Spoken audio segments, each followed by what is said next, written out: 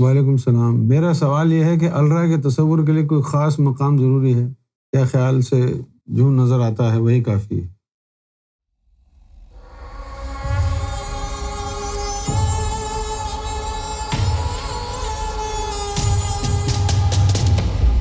ہاں، جہاں بھی آپ کا جی چاہے بیٹھ کے، فرض کیا گاڑی میں بیٹھ کے کہیں جا رہے ہیں، بس میں بیٹھے ہوئے ہیں، آنکھیں بند کر کے تصور کر لیں، یا اپنے کام پر ہیں، بریک ہو گیا ہے، لنچ بریک ہو گیا ہے، کونے میں بیٹھ کے آنکھ بند کر کے بیٹھ جائیں، تصور کر لیں۔ یعنی جب بھی آپ کو 5-10 منٹ تنہائی کا موقع ملے تو کر سکتے ہیں۔ اس کے لیے کسی مسجد میں جا کے جائے نماز کھول کے وضو کر کے بیٹھنے کی ضرورت نہیں ہے۔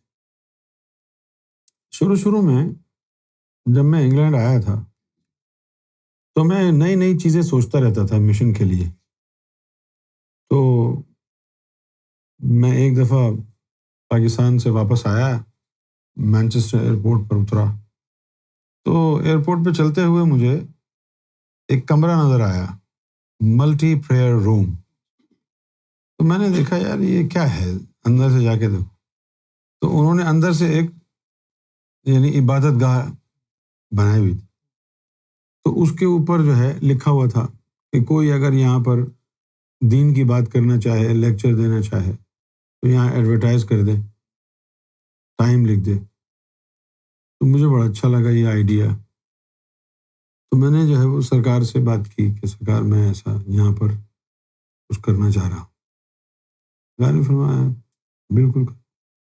میں نے لگا دیا وہاں پر، اور وہاں پر میں گفتگو کرتا ہر ٹیوزڈے کو، تو ذکر بھی کرا تھا۔ اب وہ کیا ہوا کہ چند گورے تھے، گوریاں تھیں، وہ بڑے انٹرسٹڈ تھے ذکر کرنے میں۔ تو میں نے ان کو کہا کہ بھائی آ جاؤ سب نیچے بیٹھ جاؤ، حلقہ بناتے، کیونکہ وہ سوچ میری وہی تھی نا پاکستانی، سب آ جاؤ نیچے۔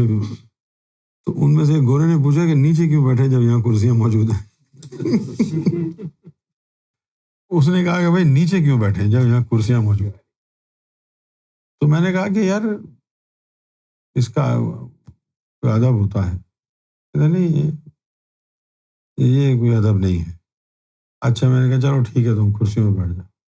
اب میں نے کہا بھائی جوتے اتار دو۔ پھر انہوں نے کہا بھائی جوتے کیوں اتاریں، ٹانگیں تو ہماری وہی رہیں گی، اگر وہ ناپاک ہیں، اگر وہ انکلین ہیں تو جوتے پہنو یا نہ پہنو، ٹانگیں تو انکلین یا کلین ہیں۔ تو میں نے کہا اچھا میں ابھی بتاتا ہوں۔ وہ 15-20 لوگ تھے، میں باہر نکل کے میں نے سرکار کو کال کی، سرکار وہ جوتے نہیں اتار رہے۔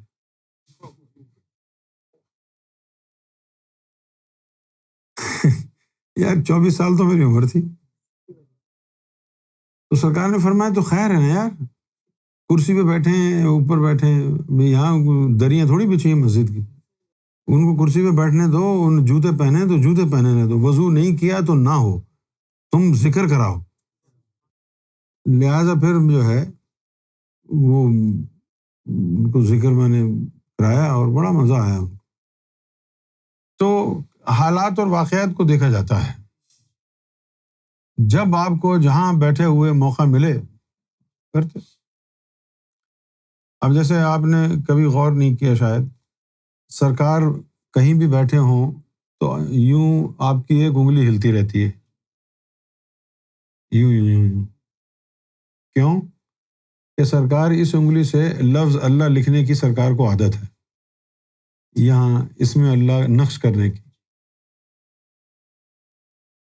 اب وہ یوں یوں کر رہے ہیں، اس سے مستقل 24 گھنٹے اس میں ذات اللہ جو ہے نا وہ لکھ رہے ہیں۔ اب پتہ نہیں کس کے دل پہ لکھ رہے ہیں، ہے نا؟